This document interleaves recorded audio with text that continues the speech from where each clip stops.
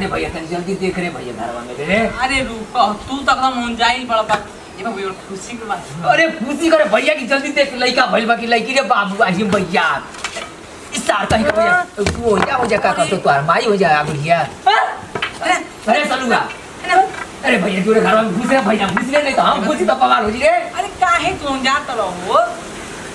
अरे बाप रे बाप किया खरीवा था नतिया का क्या बात देखी री भैया बाबूजी हो हां इब्राहिम अतना खुश बानी ना अतना खुश बानी इब्राहिम बाप बनब आ तू बाप बा हां अरे तू अरे सर चाचा बन गए सर चाचा बन गए रे भैया भैया जवनिया जागा तरे भैया तन जोर नतिया को मुंह दिखा दे कोई पता नहीं अरे बहुत तनी की सुन ए बाबू करे एगो काम कर जाना मिठाई ऑर्डर दे दो। अरे भैया खेत पानी की रख दे तोर माई के क्रिया भैया तोर माई के भीतर तीनी चोरी का कसम खा के कहत रही भैया। अच्छा हमर माईयो रही त नाती खलाई ना। अरे बाबू मत जो जोरे मोर बाबू जोरे देख रे रुपा देखा ओ जान के बड़ो भाई ना आप बताइए ना। अरे झूठो करके जा भुलवा दस रे बाबू हमार बर्दाश्त नहीं करती पाई जानले ये सही बुढ़िया तो के उगिलत रहे हम घूस देखी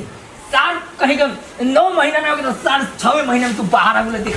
रे बाबू देख लिए 9 महीना अरे हम देख भैया देख तू को देखत औ जाई बड़ा तू ए बाबू तू मैं जानते बड़ो हम जब जन्म ले रही त जानत रहो ना कितना माई पोस्ट होकर रहे तो वो तू क्या तू कइले रहत ना। अरे छोड़ रे भैया हम नतिया का मुंह लइका हाकी लइकी कुछ दे रे भैया गोदिया खिलाई रे अब तू चाचा बनबे आ हाय बाबा आ हम देखो पापा। अरे भैया देख रे बचिया पर ढेरे भैया देख रुका देखा ताली अरे माई बारी मैया याद कर लागत है कि धरतिया के बेच दे इंडिया के गुलाम कर दे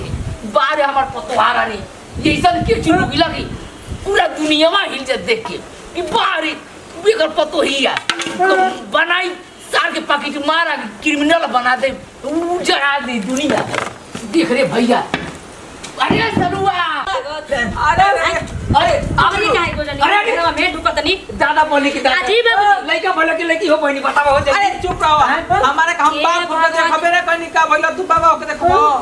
अभी घर में ना अभी बाहर नहीं जा रहा सब तोरा सब लाइट सुन ना लगेला अरे बहनी तू बिगाड़ खेत बच्चा के दर्द तुम्हारे हाफत या रहा सब कोई थी कहले बनी जा ए बोली जा हमनी के बर्दाश्त ना होलो बाप को बन ए जे चुपचाप पे जरा में आओ भाई मत अरे रहा सज भर रहने के बुझा हम तो नहीं हमारे मेरन में आई माई हाय बहनी जींस का पार्ट फाड़ के नाचा वो बहनी जींस का पार्ट अरे करे जवाब फाड़ तनी बाबूजी देखो मौगी जब हम रोत रहे ना हां तो बोलै में लेकिन हमर तो आया जाके तोर आई आई हमार खुशी का मारे लगा था कि सीनवे उखड़ के फेंका जे भौक दे लगा था भौक भरत अरे सागे तोहार का बिया कराई विद्या बालन को बहिन खोजता था बट अरे भैया कितना देनी लगा रे पूछले है ना ही बोले सुन नहीं कि छुपी अंदर होता ताना धोल ले बहुत या ही मैया भैया का कहली रे बप्पा अरे ओहो ए बाबूजी अब मिठाई के प्रबंध अरे पूरा हम फिनिशिंग का पैसा उड़ा दी भागा में लवंडा के ऊपर उड़ाई जा तनी ढोलक का बाजा बजा के कहे हां जो तैयारी कर भइल है सालो पूरा गांव देखे कि हां तो बानस है बाज जगना का खानदान ये बेचे उड़ा दे जोरे भैया जोरे बाबू अरे मत तुम्हार माई कली से नहीं घुमा दे यहाँ का मत भैया अरे जल्दी आ रे भैया जल्दी रे पहली आ रे भैया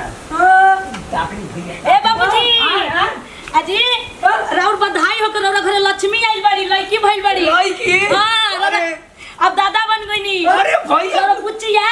लक्ष्मी आई बनी अरे हट रे भैया चले भैया अजी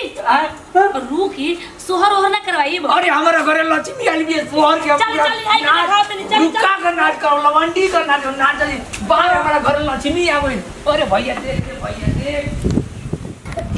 अच्छा लगा तो क्या कार और में सब बोलत रही वो गाना सुनाई ना वाला सबसे अच्छा कोई सुनाओ ना सखी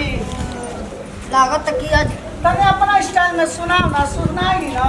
तो तने गांव वाला देखेगा तो इधर आएगा ना जी। अरे गाँव हाँ हिंदी मत झारी ठीक बा अरे तो वो हम कहत नहीं कि तनी अब गाना वाला सुनाइबू एक मुट्ठी चाउरा चोरवनी तो पाकहूँ न पवनी नु हो हाय हाय ललन पियवा हमर गइले मधुबनवा जगइयो न गइले कौना के मुहवा आए भोरे भोरे देखैले रे आज बहाने ना भइले तोर तोरा बाबू के देखौनी अरे कैसे बोलत सुरी ना गाना गाइना हरियर हरियर चूड़ी आहा। हरियर बिंदिया बेटी से ले आइहा आहा हरियर हरियर चूड़ी बाहर बाह आ हरियर बिंदिया बेटी से ले आइहा अरे जिया आरो जाऊ हो साट मोहम लीलार बेटी से ले अरे तेरा चेहरा नहीं खेरा पता रखी हम का कहे मगर हनियो कोनो नहीं दिखाई देता अरे अरे तुझे दिखाई नहीं देता का रे छोड़ा सुनो आओ आज बहुत खुशी के बात बा कि हमारा घरे एगो लक्ष्मी आइल बे तनी गा दे बजा सोहर ओहर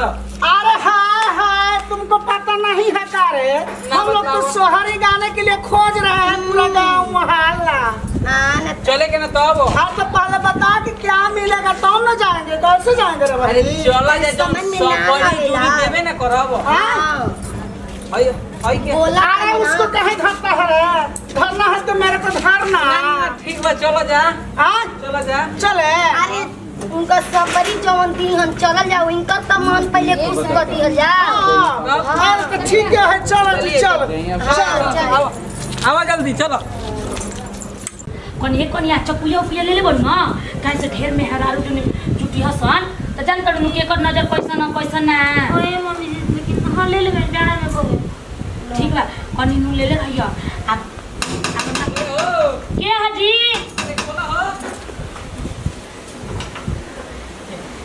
आवा जा हाजी और दिया नहीं का आओ भाई अरे हाय हाय आओ पता को अरे जी अजी यहाँ के का के तब की में बबुआ भइल त ढेर मांगत रही यहाँ के का के ले अब तो मांगे नहीं रे हम केवड़ी बंद करी बाबूजी के लिया काम आवत नहीं चले देख बात करती बाबूजी है। होने बनी तो हां होने बनी अच्छा इधर आ रे कहाँ जा रहा है लुटाई आवत नहीं, इहे बाबूजी लड़का के के बाबू वाली लड़की ये के लड़का का बाप है हाँ। अच्छा घबराइए मत अरे नहीं, बहनी है देखो बचिया हुई है हां बेटा आवा बहनी में इच्छा हो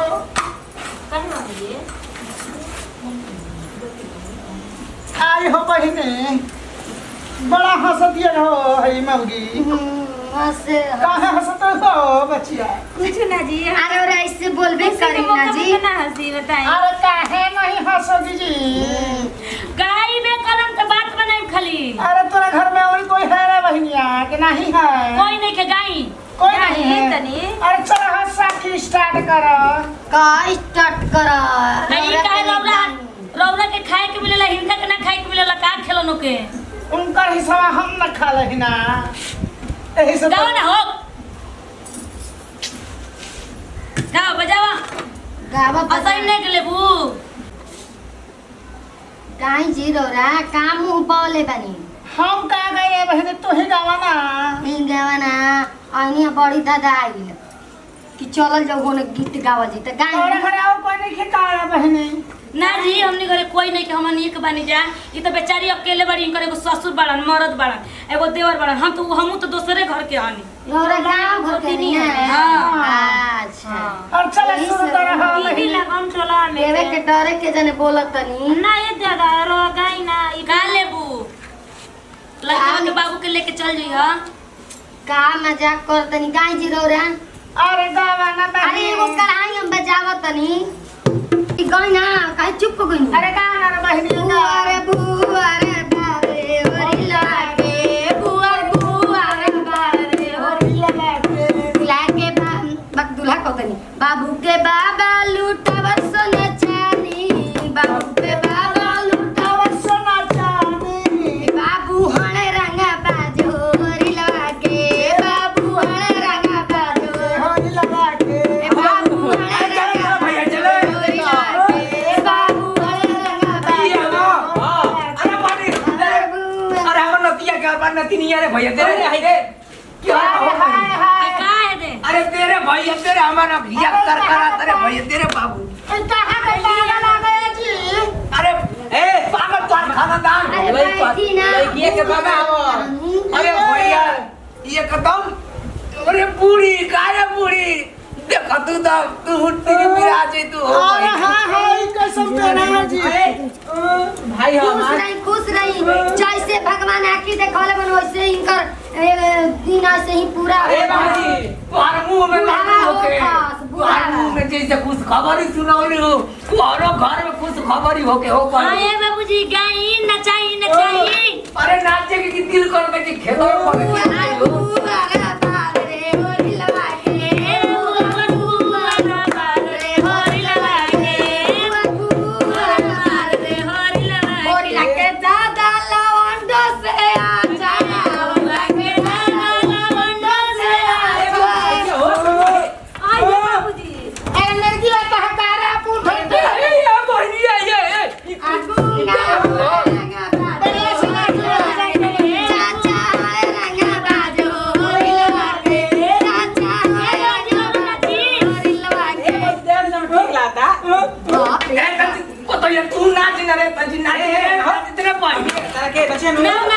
हमार नातिन भइल के रे भैया नातिन भइल भी अनु ते जले के दी ठीक बा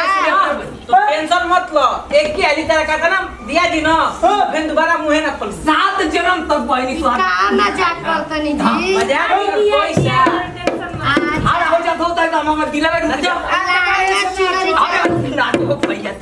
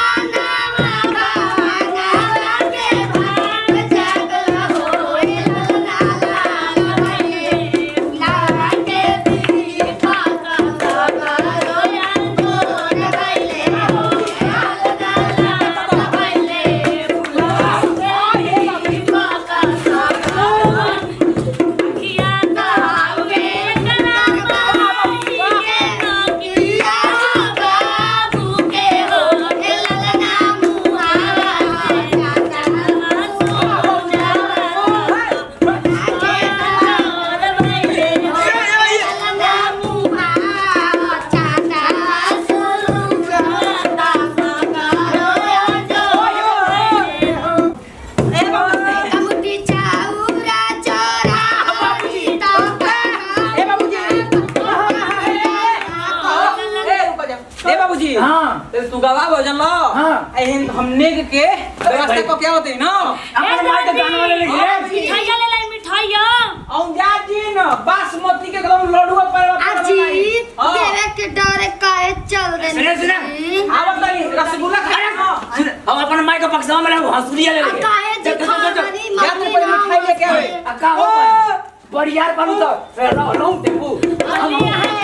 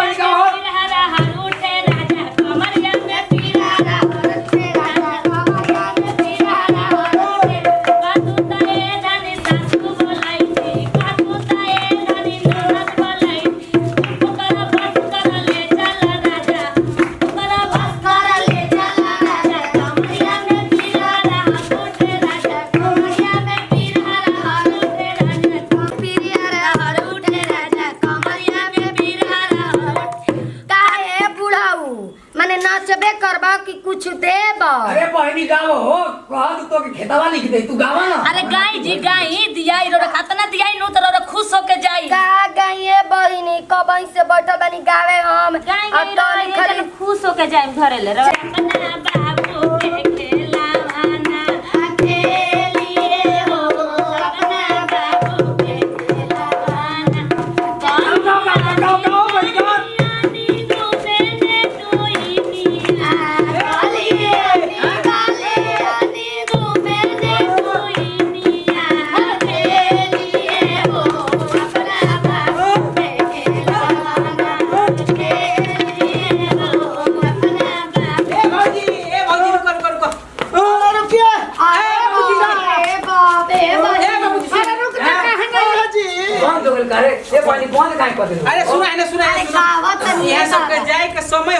आई साड़ी ले आई बड़ी ठीक बा हां ये छोड़ छोड़ दे और इन बाटे झोरा और में हां लो अरे तुमको पता नहीं है कि कल हम साड़ी ले काम नहीं चलता बाबूजी के देखो दिलेर हवो पंडित जी गोड़ लगला से ना जिएला और लारा बूढ़ा इतने से तो उसका हो इतना में तो हमको गाड़ी का भरवा नहीं होगा लो आई तारे के देखो दूगो साड़ी ठीक बा आ एगो तहार एगो इनकर का कई देखा रे पैसा मिलला ना हो देखो ये देखो साड़ी पसंद बा ना तो साड़ी ले होगा जी एक में के दूने देने के बा हां एक में के दूने देने ना एक जनी के लाल बा रुको दिखाओ तो देखो हां साड़ी अटे ठीक बा झोरा में डाल देतनी हो हां डाल दिए एगो लाल बा एगो ब्लू बा जवन दुनी जनी के पैसा पर ले लिया जा चलू अरे बहनी तू तू के मेहरा नु कुल हन सामानो मा हां हेकरा में एगो टिकुली मय बाटे हां देख लो अच्छा ठीक बात डाल दी वही में डाल दी ना हां डाल दी बोले इना ए बहनी पसंद बा हां बहनी चल अरे सुनो चले के हमनी के ले लो जाइए अपन हेरिया अरे का बोला था हेरिया हां आज तवार हो हां तो सिरवा खुला नहीं के हां कल सोमवार के खुली ना तो 2 बीघा में वो रेडिया लागला पुसावा लिख दे भाई हां हुए हमरे नाम एक का दिया ठीक बा बाबू चल ले ला घर में चल लिया जा हो भाई लिया जा ले आओ भौजी घर में चलो तू उठाओ कर दिया लिया के कहो तो बोलते नहीं किस हो बारे भगवान एकदम दिला भाईली अब सोमवार के द्वार लिख दे वो खेतवा भगवान यंगा सवा वाला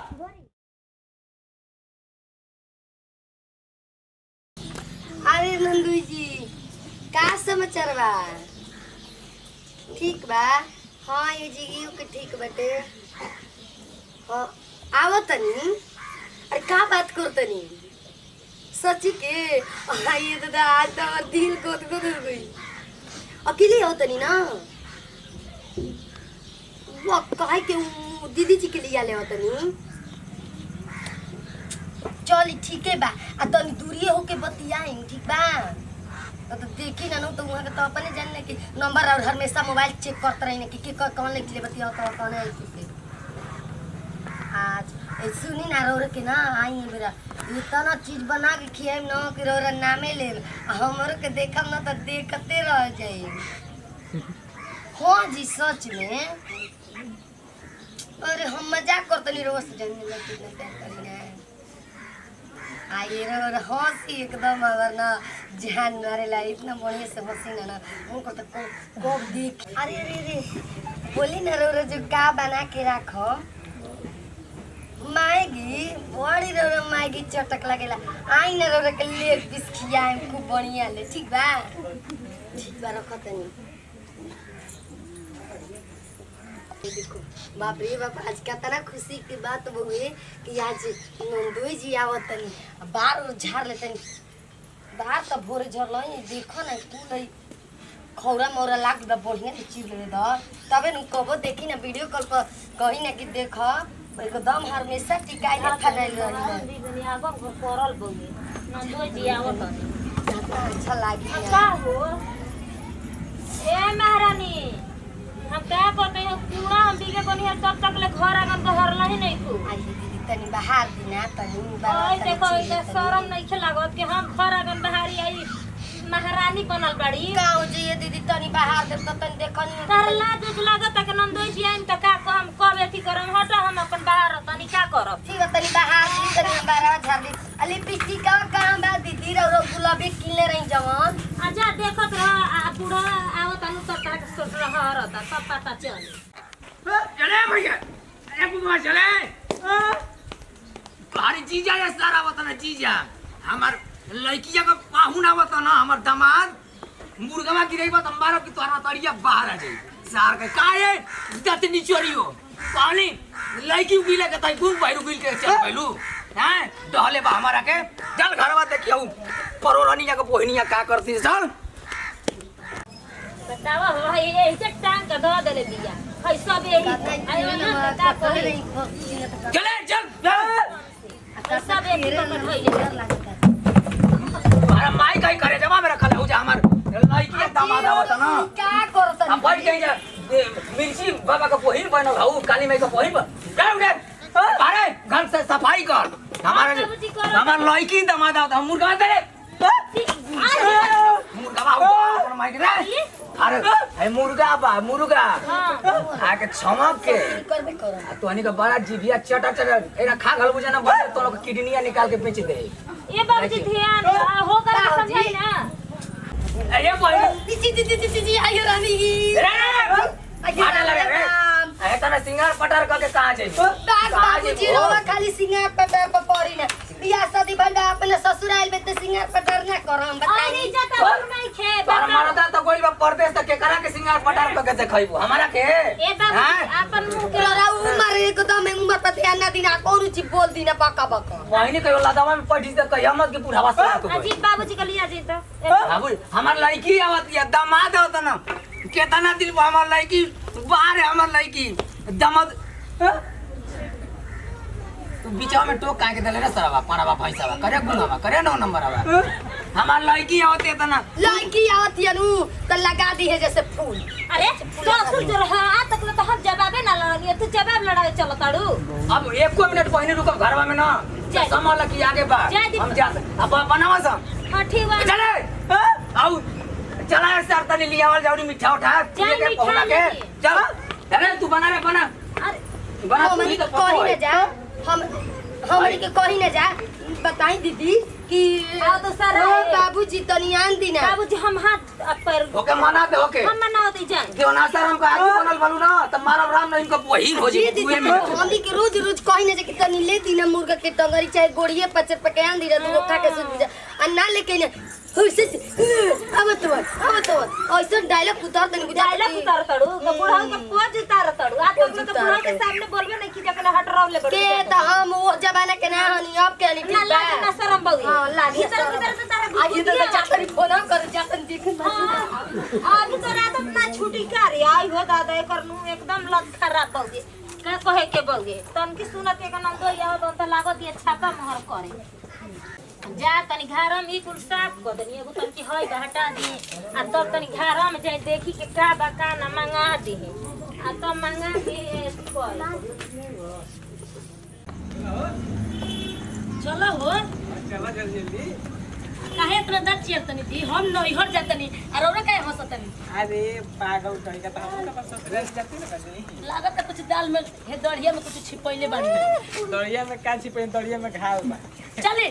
मजाक लगले बानी अन्नी अजी हंस लटका लेम किना केनो देखियो त का कहसत सेम्पिया के दुल्हा कैसे आवता चलो जैसे हूं को चलो लेकिन जल्दी जल्दी चल अले आ देखी कहतन ढेर हमरा भौजाई नंजन से नत बोला बुझाई ना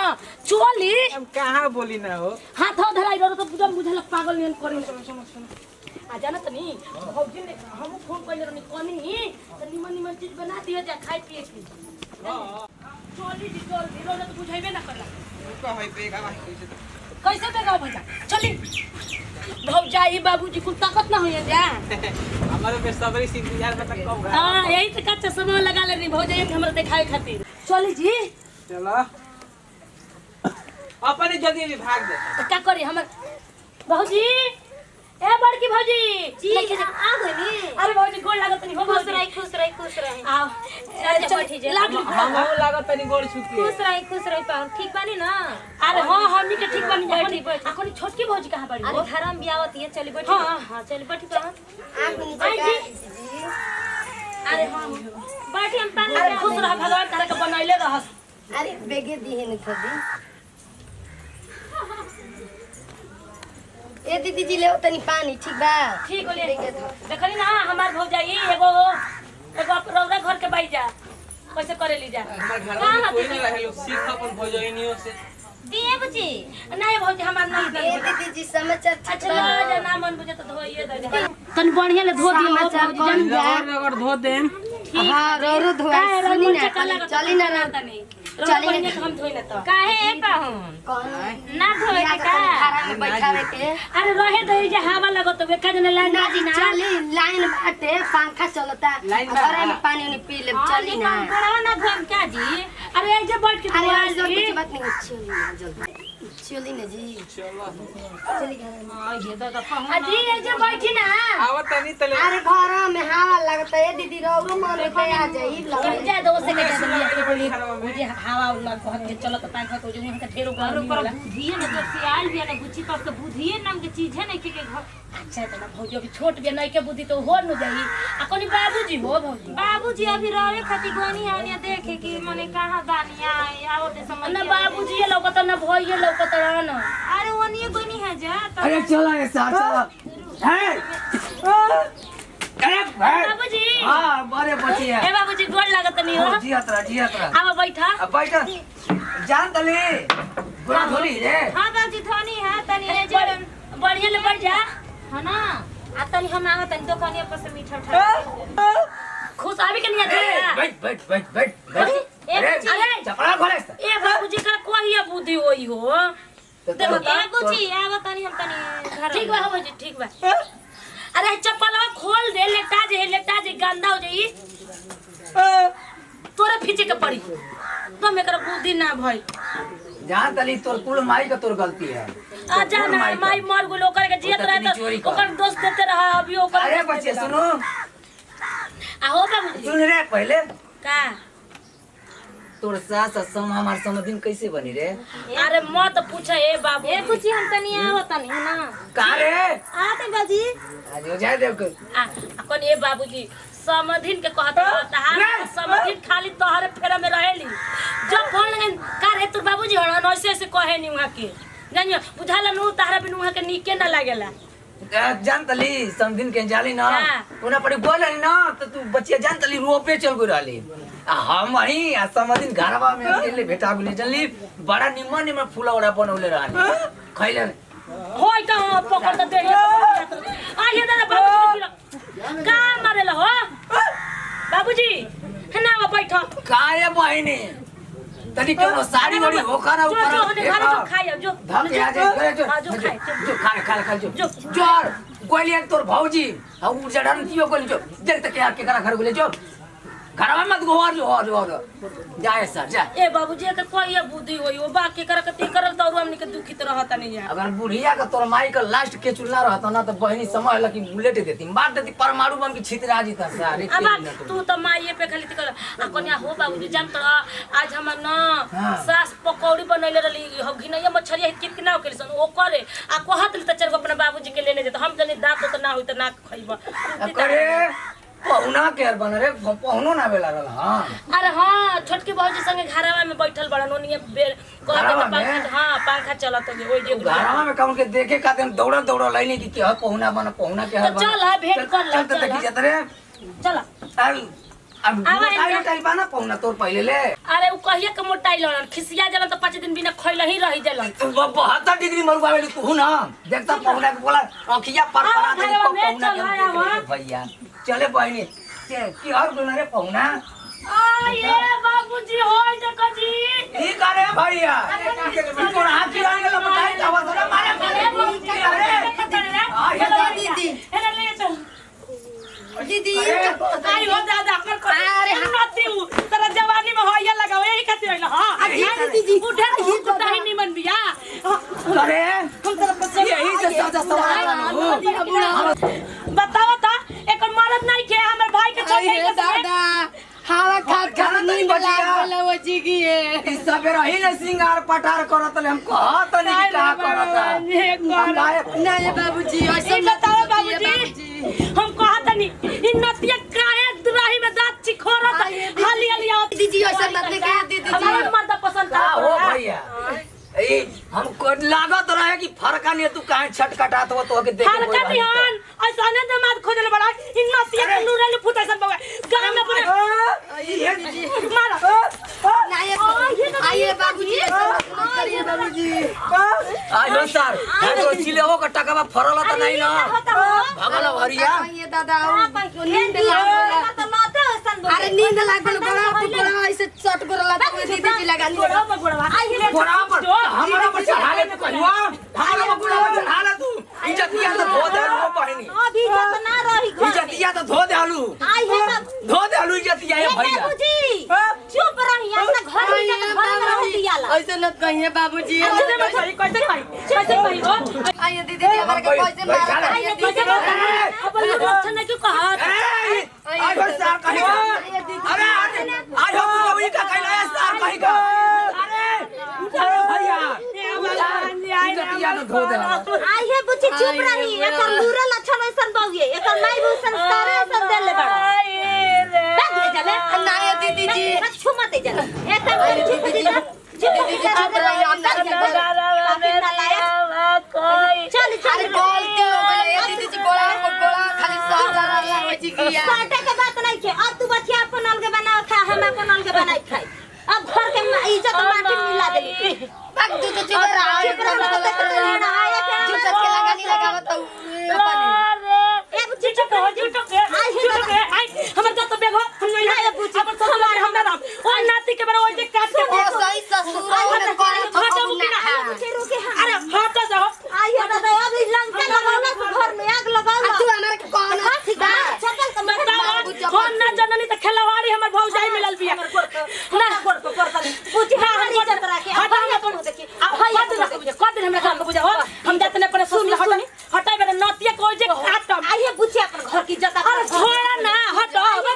अरे वो बहन जा हो दादा इज्जत ना रह दिया सो इज्जत ना रह दिया सो घर के कराले ना बोलेला हंसेला कहीं ना अरे ना बोली ना हंसी ना बिया हो गइल हां ते एके पर हम बैठा देनी त कत लेके सूत गइल आ त काहे ते दूसरा के मर्द घर में सुताइबू हाय देखो घर में आग बोले बिया जा दे तू अपन बना